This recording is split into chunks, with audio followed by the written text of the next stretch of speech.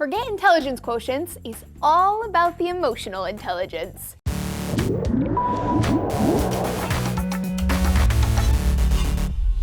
Hey everyone, Laci Green here for D News. You've probably heard of IQ or intelligence quotient. If you haven't, you clearly haven't seen every single episode of D News, for shame. But hey, have you heard of EQ, also known as EI, which stands for emotional intelligence? It's a measure of how well we identify, control, and understand our own and other people's emotions.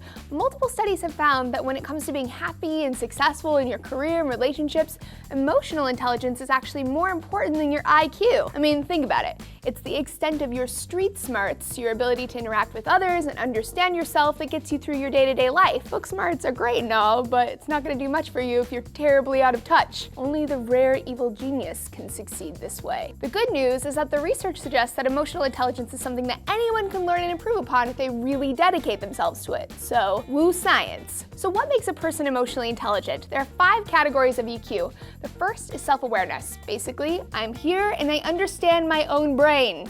Sort of.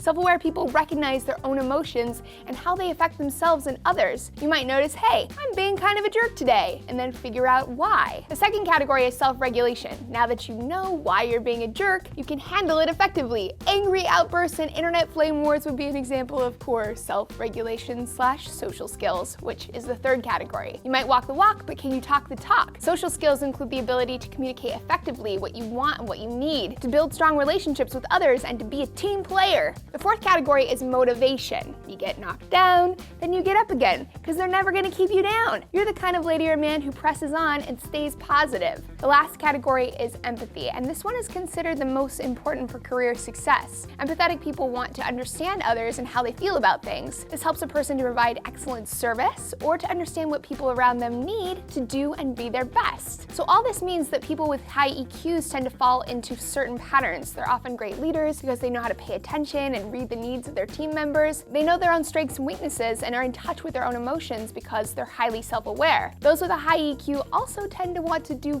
good. They don't want to be the type of person that makes you facepalm at humanity. Because they're able to focus outward and not be completely distracted by their own head junk, they're a bit more mindful about what's going on around them and what others are experiencing. So, how emotionally intelligent are you? Tell me about it in the comments below, and then take the test I dropped in the description to see if you were self-aware enough to evaluate yourself accurately. I'll see you next time, my friends.